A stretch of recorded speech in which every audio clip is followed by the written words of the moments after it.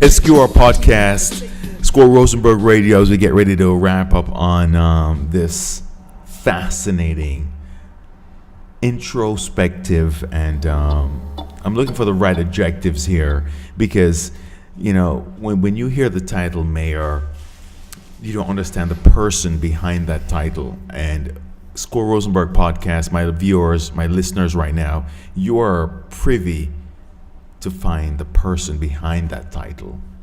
And I'm so thankful that you were so vulnerable. So here we have walked through every chapter of your life, and we're now here where the mayor, you dissected, you've told in a very eloquent manner the shit you had to deal with. You know, and because I can't come up with a better term. However, let me ask you this. As you navigated the waters as mayors, realizing the goals you want to accomplish, the things you want to get done, and really being aware of where you are right now,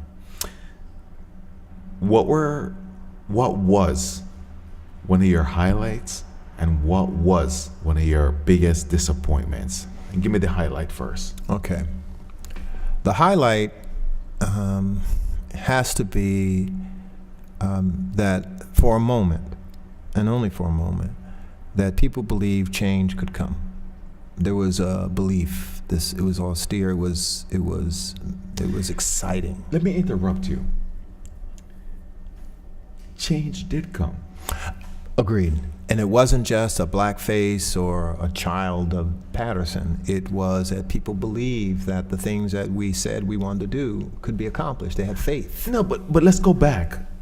Obama. Obama happened before me, that's right. And no, but Obama was maybe the earthquake. He was the antithesis of that created that tsunami. Agreed. That came. You know, because I remember, can I ask you this? Mm-hmm. Sure. What am I about to ask you right now? What was it like hanging with the dog, the big dog? Oh, it was all that in a bag of cheese doodles. It was not. Well, let me just help. Our administration was fortunate that all while he was in office, we were often invited to be on conference calls with him. Okay. So we must have been on 30 or 40 conference calls. And it wasn't about Jeff Jones talking to the president. I invited public and staff members, department heads, to be in the conference room. We even did one when we were up in the council chambers so that the public would understand that if we stay closed-minded, closed-spirited, closed everything, we'll fail to see our horizon, our opportunities. So I wanted them to hear, and I remember as much as it was yesterday, we'd get the sequence, the code to call in the number, and they tell you the point in time. They tell you no media, and so we didn't invite media, but they wanted the public. Yeah. And so we would do the invitations, and people would come in, and then we're sitting, and you hear the White House chime, ching, ching, ching, ching, ching, and it's going on. And then you hear, ladies and gentlemen, thank you for joining on the call. And they give you the background on the purpose of the call, or at least some degree. And then they'll say, and the next voice you'll hear will be President Barack Obama. And everybody's like, yeah, yo. And I'm like that too. Yo, I'm going, what was that like? Oh man, it was awesome. It was awesome. I mean, it was awesome. And then he gets on the phone. Hello, everybody. This is Barack. Oh my God! and he was just so suave and so cool. Hey, everybody, this is Barack. And then he just goes into it, and he tells you the challenges with Congress. And he didn't say Republican Congress. He said Congress. So I understood it was both Democrats and Republicans who were messing with him. I understand that. But it was important that we, the public, we, the people, understood, at least in my eyes, that we had gotten that much closer to change and reform. And I don't need, it wasn't for me to be the only one on the call. Could have been. It was for us. You know, this message, this closeness, this sort of eruption that needed to happen, we were there. So, did you see the parallels Or did you appreciate the parallels of the fact that here was our first African American president? We were twins. It was twins. Our administrations went through the same stuff. Exactly. It was identical in every way. We both were faced with a massive budget deficit. We both were faced with all kinds of The shit from the untold previous scrutiny. administration. Yeah, we were faced with the doubt of the public. Listen, the system had created this negative narrative, and that's what they did. I was not endorsed by anybody. We won boldly. And so, of course, again, the thing about politics is if you're supported, endorsed by the machine, then the machine will protect you up until you don't do what they want. But when you go in there guns blazing, the machine's like, yo, he's after our job. I had no expectation. That was my thing. But I'll tell you what, if Congress came, I'm going for it. I'll go for it because I found out the mayor's office, as nice as it was to make the differences I was trying to make, the problem wasn't at the mayor's office. We changed mayors and council members like underwear. But the real power, the one that should bring the federal dollars to it, we never changed that. It's been there 30 years. Yeah, we won't wake up to that, and I have a problem with that. Squirrel Rosenberg podcast. Just understand the political ride I'm taking you on right now, because everybody understands that the chemistry in the show is your story, but your story comes with so many accolades and garnishes around the media. It's unbelievable. Thank you for educating my viewers on this. Sure. As we continue to navigate, right? So you speak to Barack. You realize the parallels, yes, and the synonymous energy Yeah, that you're both experiencing, right? Mm-hmm. And we are, what's the word I'm looking for here? I want to say blessed. I want to say inundated. I want to say reminded of nature's power. Mm-hmm. But that 100-year flood Right. that hit Paterson, New Jersey. Right. Yeah, we were well prepared. We had, I'm a trainer too. I'm a contract trainer. So I have background in getting people prepared. And I've taught at the university. So moving a student from not knowing to competency is what I do. I'm good at it. And it's important, and that's not being arrogant or egotistical. That is, I am good at it. It's one of my blessings. And so when I picked the team to be the directors, it was necessary because of our potentiality, fires, flood, all those other conditions, that we be prepared. So our emergency disaster team, we were trained. We were led by people who had been in the city before I got there. We were led by people, our fire chief, folks. We talked with the people of emergency management. We all got trained in it, so we were aware. We knew about the low spots, thanks to Chris Koch, understanding about engineering, about how our sewer and our water systems are, about the dam, about the Great Falls. Yeah. And so we were aware. We were tracking the storm. We were prepared. We were putting out the information. We were doing it. We had talked to Verizon, we had talked to PSG, we had meetings with them in the police headquarters, contingency meetings, we talked to Home Depot. We had everybody ready to go. So we were prepared, okay? We were prepared. Not one loss of life. We had emergency shelters ready to go. We had it all. Now, by no stretch of imagination am I suggesting that what we endured has matches any way to the challenges that Texas, True, the islands, Puerto Rico, no. But we had our own version. All of this portion of River Street. especially exactly where the studio is located right now. All the way across the street, 6 feet up on all those properties over there. We were completely underwater. Underwater on both sides. And so, manhole covers popping. Manhole, I was standing not close to one, but one popped, and I'm going, what was that? Water gushing out. So, yeah, it doesn't compare to the challenges that we see today, but it was ours. With the density we have, with the fact that if one of the major corridors gets shut down, what do? The fact that you can't traverse Paterson's terrain unless you go up on Totowa Avenue, go all the way down to Route 80 or Route 46, come all the way back on the east side. That's the only way you could get to Paterson. True. Houses on Hillman and East Main and Completely Bergen flooded. Street, they were flooded up to the first floor. Yeah, So they had yeah. basements, and then they had the first floor was flooded. So we were going through that, and it took it took a long time for the waters to recede. yeah. And when they did, they were left with muck from the river for about a foot to a foot and a half, with all kinds of contaminants in it. So we were prepared. That's my point. We knew about every building that had potentials. We knew it. I mean, we had this thing, and so no one talks about that. Why should they? And the whole 19 weeks, no one talked about our preparedness, our readiness. No one talked about the senior citizens who Let me just, and I'm thankful for your expression on all that thing you said as we were prepared. But let me ask you this: the flood happens. Yes. The news, everybody's now focused on Paterson. Yes. When did you know that Barack Obama was coming? Well, that's an interesting. That in itself is a very interesting vignette, if you will. I didn't. I was told he was going to be here, I think, 2 days before he arrived. The police department was informed by the Secret Service weeks ahead, or days ahead, I guess, than I knew it. And that's the protocol. Public safety speaks to public safety. I'm just an elected official. I'm not supposed to know that.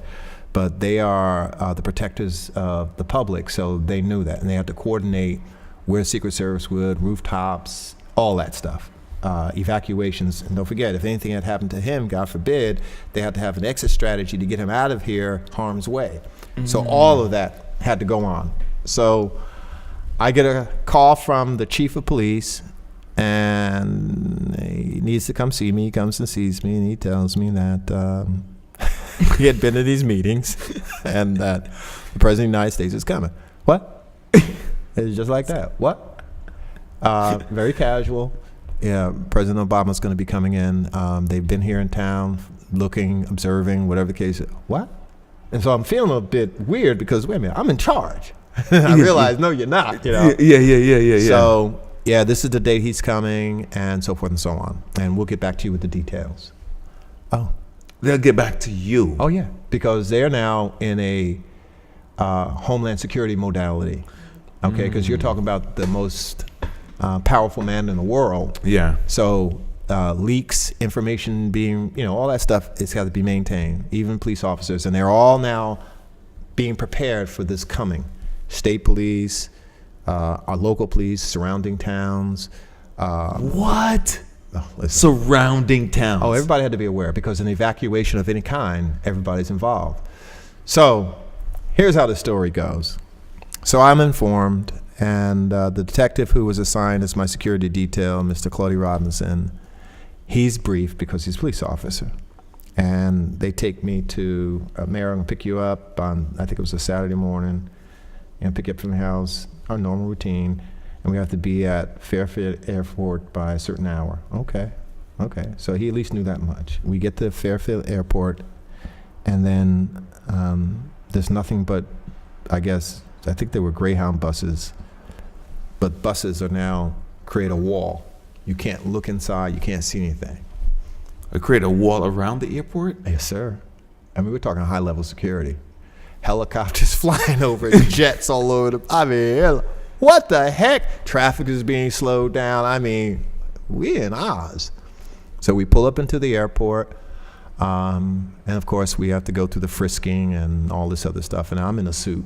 I'm about to meet the president, the man. I'm getting dressed up. Everybody else in khakis, even him. I'm hot, but okay. So I take the tie off, and I'm looking all whatever. What? So we get in the airport. We're sitting down. I meet some of the other people who are going to be a part of our delegation. Score Rosenberg podcast. Guys, stay focused here. We're meeting the President of the United States. Oh, yeah. Go in. So now I'm sitting in there, and Chop, and we call him, we're talking about it, and he said, "You excited?" I'm like, "Yeah, this is cool." And I'm thinking he's going with me. And they're like, "No, he can't go." So we now have to coordinate, okay, because they're not telling us where we're going or the route. We don't know. We're in the dark because this is maximum security.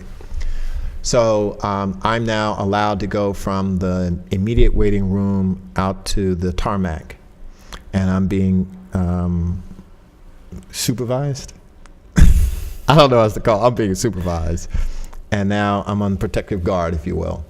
And there's these SUVs, there's little mini trucks with these guys with these khaki pants, black shirts, and rifles, hats. They're guys on top of the buildings. I mean, I'm like, oh man, this is the Octagon. What? So, I get over, get in a van, and then there's other people. There's a congressman, there's a senator, there's a bunch of people there. And we're all in this van, and now we're getting our instructions as to what's going to take place. So we're sitting and we're waiting for his arrival. Meantime, there's helicopters, there's planes, there's guys with dogs, with guns. I mean, Stalag 13 and a half was up in the house, and I'm like, whoa! Oh my God. Marine Corps helicopters are landing, they're flying through, they're hovering, all this. I mean, it's exciting. And then we hear noise, and we're talking amongst ourselves. I mean, they obviously have met the president more times than not. I'm in awe. And I'm trying to not act like a schoolboy or schoolgirl, whatever, but I'm excited. So his plane, I believe it's a plane he came down because we couldn't see. They kept us back and away. But again, we got instructions. Know this vehicle. We're in a black van. Know the number. Know the sequence. Something happened, we're going to take off. So you better know where we're at. And I'm going, what? What are we talking about? Now it's real. Oh, snap. That's right. This is the president. Somebody want to shoot him. They're going to shoot us too. Oh, snap. I mean, it's like, oh, snap. Oh, wow. So this big black beast, his vehicle, which was already in Newark, I understand, and that team that was here, the people that were the scuba guys who were in the river, all these people that were in Paterson, they're already here. Oh, they were already here. I find out after, obviously. I don't know about this during. So he comes, I don't see him, and then we're there maybe 40 minutes. And then all of a sudden, all right, we're ready to go. So I'm excited. And I'm hearing some stuff in the back I ain't happy about. Some people saying some stuff that I don't like. Some federal level representatives. And that might be the way they talk, but yo, you're talking about the brother. You know, that's how I'm feeling. Yeah. So we get in line, and there's a caravan, maybe 14 vehicles. Guys with the guns, state police is ahead, the local police or maybe support them, I don't know. What's it called? Secret Service. They're all there. And we pull out, and it is like nonstop. Not a car around. They don't stop and shut down everything. So you don't even stop for nothing. Not a light, not a bug. So we're moving, and we're moving. I mean, we're doing Mach speeds. And so we're asking, where we going? Where we going? They're telling we're going to Wayne. So we went up to Wayne. We arrive in Wayne. They had been hit too. And we're getting our instructions again because he's on this earpiece, the young man who was driving. And he explains to us what the sequence is going to be. We're going to pull in, and then you're going to go up by where the president and the delegation is, whatever the case is, and then we're going to do whatever. So I'm thinking, this is Wayne. It's going to do with me. I'll go, but I'm going to kind of step back. I don't, this ain't my thing. When we go to Paterson, that's me. Yeah. Okay. So this is embarrassing, but it was my moment. So I get out of the van. I help Senator Van Lautenberg. He's aged, and I don't know. I just felt like I need to keep up with him. And he's cool. He's a Paterson boy, so it's all that. So we walk out, and I lag back a little bit because I'm taking this all in. I mean, I'm devastated. There's furniture, just tall, mounted on both sides. I mean, the devastation. There are people standing outside, and there's this big guy with a blue check shirt and is not dark brown, but like a faded brown pair of khakis. It's Barack Obama, and he's standing in the middle of the street. And I'm walking towards him with my black, I had my black Hugo on. It was hot. And as I get closer, I'm saying, that's him. And he turns around and he says, Mayor Jones? And I go, shit, he know my name.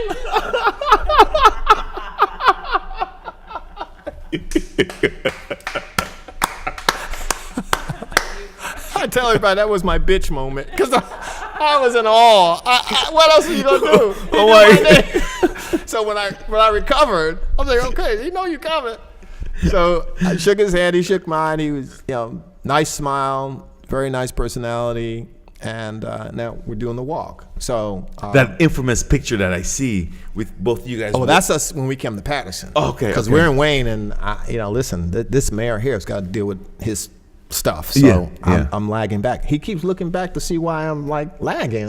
I'm like, this guy's But I'm also not that guy. We go to Paterson, I'm out there.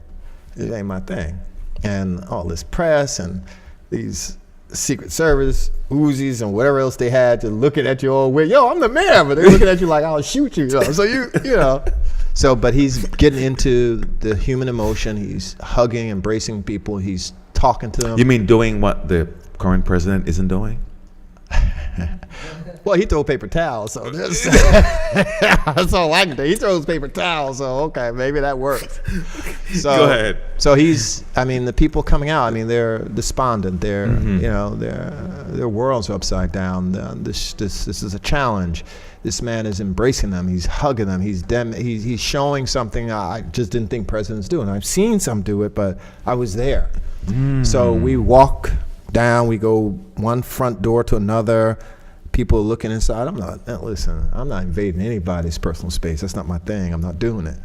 And again, he keeps looking back. I forget the young woman. She's African American. She was on his staff, and she kept saying, "Mayor, come on up." I'm like, I'm good. And he looks back, and he gives you that look like, "Yep, what's wrong?" So he got to do what he got to do. And so we do that. I think we're there about a half an hour.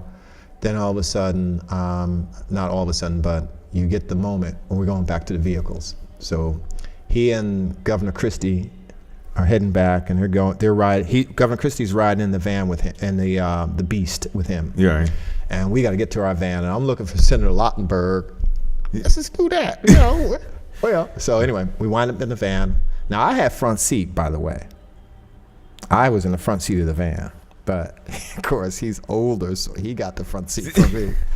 I wasn't too happy, but I'm back there. I'm riding with these people, riding with the director of FEMA. I'm riding with the congressman, 2 congressmen. And they're now leaving Wayne to go to Paterson. So we're leaving Wayne, and again, 14 vehicles or more.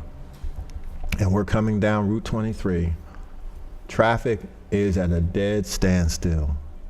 Ain't nobody moving. State police got it shut down. People out the car waving. People knew.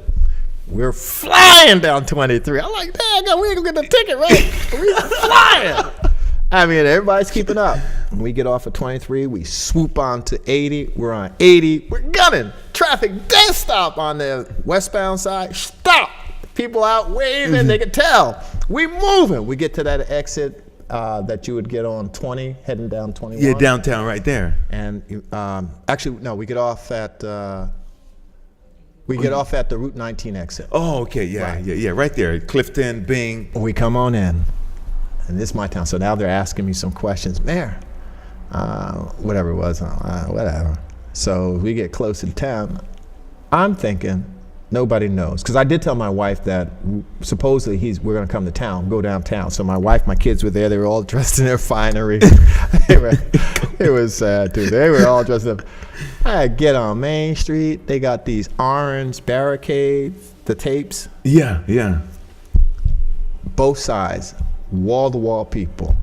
I'm going, well, how'd they know? I didn't even know, Yeah. But now they're saying, Mayor, this is one of the best welcomes receptions. You put on a good show. And I'm going, I didn't know this was happening, So anyway, so we go through.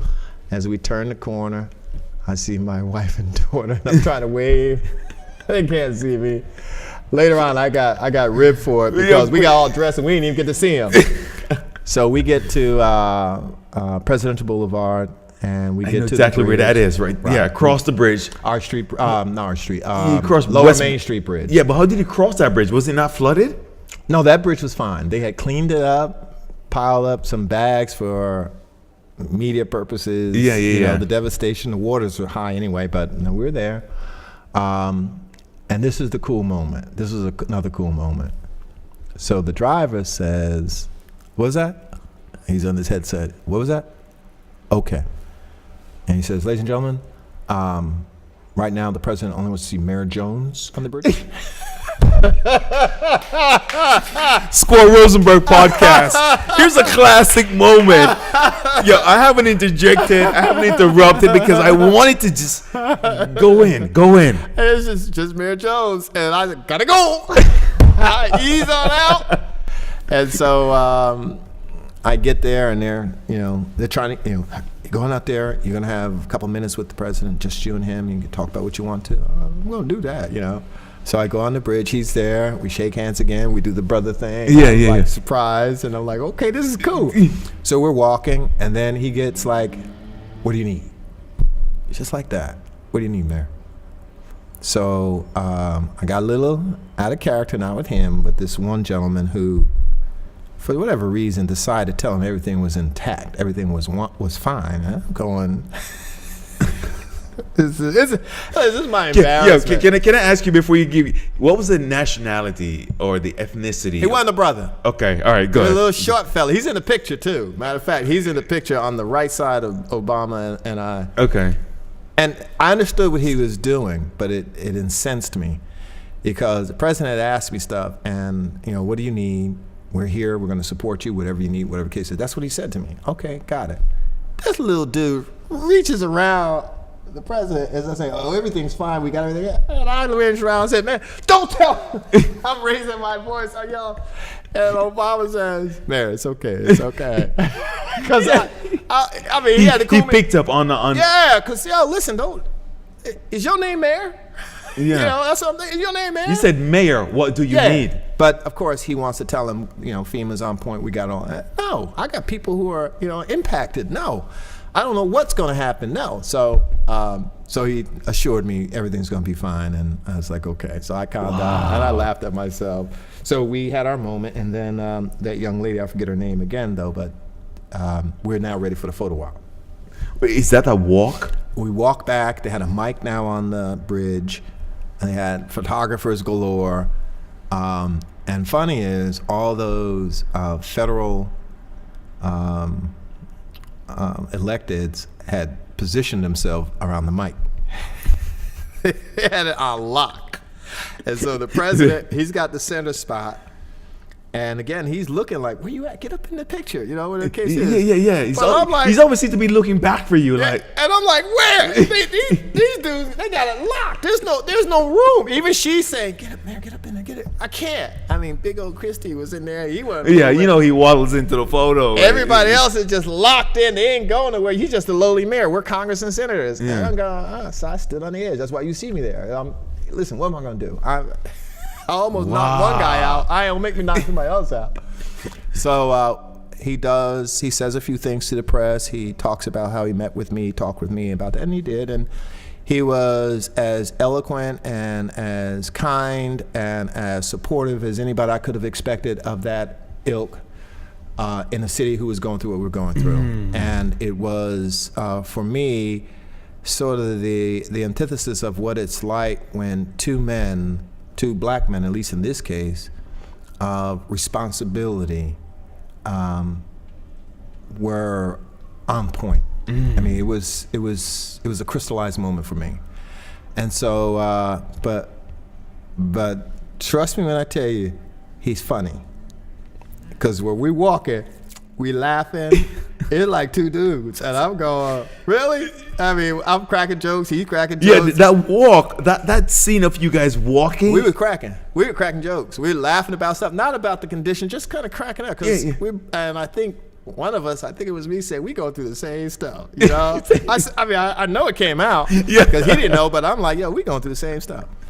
So wow, that relatability is what was right. You could see that in that photo. Okay. For some reason, when I ever see that photo, I'm like, yo, these guys are, because not only do you look alike, yeah, you follow, yeah. but it was just a perfect storm. It was, yeah. Because he's going through the same crap, and here you are, and you guys are taking this monumental walk. It was every bit of that, and I like the way you said it. It was monumental, and I don't know that I appreciate it until later. it was so much to it. But so we leave the bridge, of course, and I'm thinking we're going back to Fairfield County Airport. And I'm gonna say this dude, but most reverently and respectfully. And this dude tells whoever he tells, and we leave 80 and we go down to the Lowe's over there. Yeah. And Over 21. Over 20. There are 250 people. There's barricades. Everybody's asking me, where we going, Mayor? Where we going? I don't know, but we going. And we pull into Lowe's, and it turns out there's a pastor who's was a member of a major national giving organization, and they had given. And one of the things they requested was that he would stop by, and that's what he did. That's what we found out later. Okay. So we're in the van, and the driver calmly says, okay, folks, we don't know where we're at, but we're only going to be here a moment, so you don't have to get out the van. Everybody just stay put, and we're going to leave in a minute, okay? And then out of nowhere, you hear, what's he doing? Obama had got out his vehicle, walked without Secret Service, went under the barricade and started hugging and loving on them people over there. And they were all up in it. And all you saw was people scrambling. The Secret Service. To get over I there. got out the van. I ran over there. That's my people's. So I went over there, and I'm happy. It was more like when, what's his name from South Africa? Mandela. It was, to me, it was Nelson that moment Mandela. when he was there, and people were just loving him, and it was that to me. I thought I saw that moment. Wow. And then I looked back and I saw the other folks that was in the van try to get out and get a piece of that love, but they were too late. So at that point in time, we stayed there about 15 minutes, 20 minutes. He's shaking hands, he's hugging people, they're taking. I mean, he's just being cool. Yeah. So they then pack up and head out. My driver's there. I get in with him, and I ain't going back to Fairfield. And we were on cloud nine from there all the way back to town.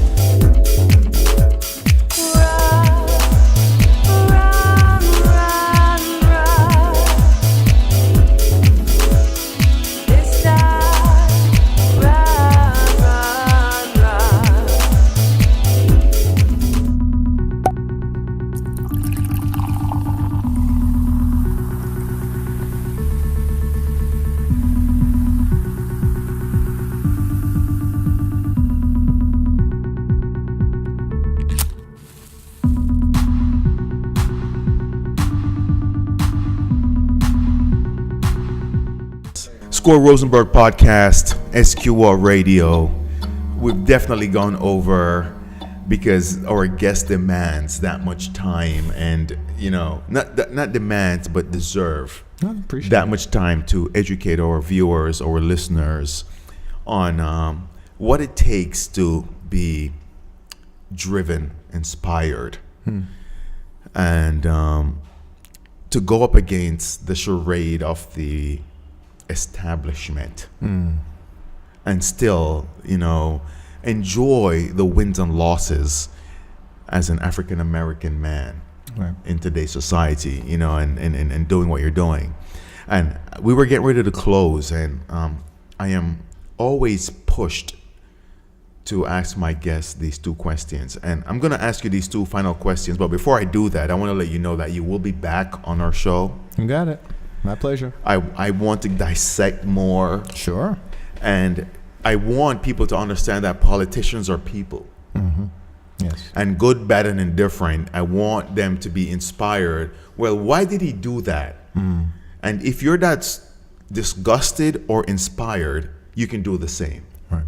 So, Okay. Honorable Jeffery Jones, Yes, sir. former mayor of Paterson. I give you this magic wand, Okay. and you have two things you can make an impact on this world. Ooh. Two things. What would be the first? Is a wholesale lobotomy like something I could do? Because I'd like to reach into the craniums of many people and touch that spot and say, "Listen, That's big. it's That's big. It's really not what it's presented as. As long as our thoughts, our minds, our hearts, our spirits, our purposes are controlled by an influence that you can't define, you can't touch, you can't check on every day, the them, the theys, then we will wander aimlessly. And as long as the challenges that you faced as a child remain the challenges you face as a parent and then as a grandparent, then we need to take a look at the mechanisms that we're using to put either people in or take out or keep people in. So I don't know what it takes because we are susceptible to influences that are not part of who we are. They're attachments, but they've taken more hold and control. The other thing that the magic wand, if I could do it, and I'll leave lottery out.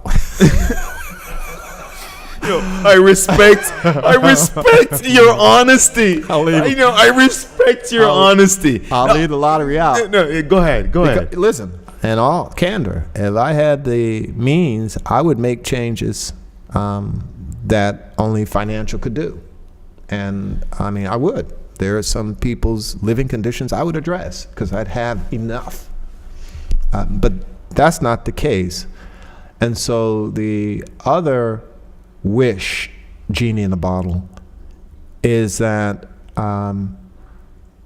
if we can figure out how to get beyond the eyes, beyond the speak, beyond the glass smiles, and get to the soul of the matter, self first, because if you're not honest with yourself, don't expect him to be honest with you. Score Rosenberg Radio, a jewel is being dropped in the last segment of this podcast. Could you repeat that? Sure. My friend. More often, they talk about fake people. Okay.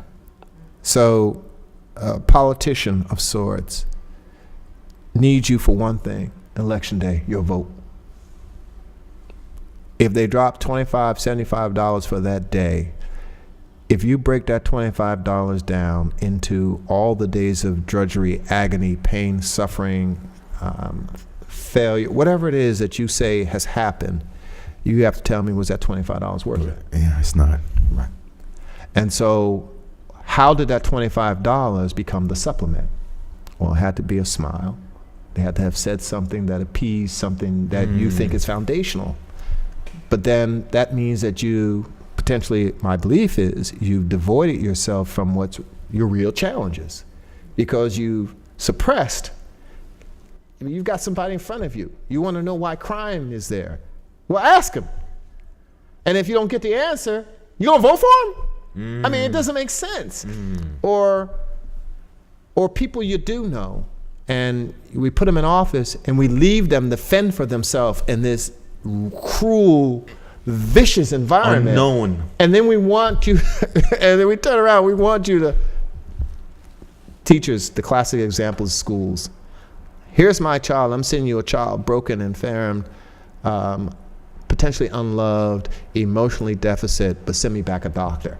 Good luck on that. Yeah. Good luck on that. You don't go to homeschool, you don't go and work with a child, report cards, but you want me to send back a doctor. It's not going to work that way. So if you're not willing to invest in this process, and if anything you're going to invest in, I mean, you work until you eligible to retire, you slave for that job, but you won't slave for this condition that actually sets the tone on how we exist in this environment, then we have a problem. We have a real problem. Politics, and actually it's not politics, governance. There's two different and distinct pillars here. Between politics and governance. governance. Governance is when City Hall and all of its reporting departments, police, fire, and all those operate 24/7, nonstop. 8 o'clock in the morning it opens, 4 o'clock at night it closes. Police department kicks in at that hour. The next morning, everything that happens Monday happens Tuesday, happens Wednesday. That's governance. That's the way that works. That's the rules. That's the law. The politics is the people who do the give to gets, the quid pro quos, in order to get these things executed, in order to perform a specific task for a specific body of people in order to stay in office. That's the politics. Separate the two. So if the governance works and is functional every day, then the politics really don't matter. But when we let the politics appear to be more than what it is, then the obscurity between what is governance and politics becomes very difficult for us to understand, manage, and comprehend. Wow. And therefore, Wow. we wind up doing the same old thing. We keep putting in somebody of the same ilk, expecting a different outcome. And it's not gonna And we happen. say it ain't insanity. Yeah, We say it ain't Score insanity. Rosenberg podcast. The Honorable Jeffrey Jones here. Thank you so much for dropping My these pleasure. jewels. Thank you. And really bringing, just really bringing everybody, out into the awareness. And thank you for going on the journey that you went on. No, thank you, because as I said before, as an outsider, I don't know you. I met you today for the first time. I've seen you, and my initial instincts are like, who's this guy? You follow? Yeah. But now that I got a chance to know you, and as I talked to my buddy Damien, and we were dissecting even some of this podcast, he said, hey, I'm learning. I'm hearing Okay. how I can make a difference. And that's what the show is about. We want to talk about the good in Paterson, the differences that we can all make as an individual. So thank you so much for being vulnerable. Thank you for sharing what you're sharing. SQR Podcast, Score Rosenberg Radio. We're going to have this up on the SoundCloud ASAP. People, realize that in your world, you can be inspired. You can stand on shoulders and make an impact. Score Rosenberg Radio, the Honorable Jeffery Jones. Once again, thank you so much for being here. Thank you. Thank you. Thank you. One. It's broke, there's money to be made. I'm on the road to the riches, you in another lane. I'm all alone, not the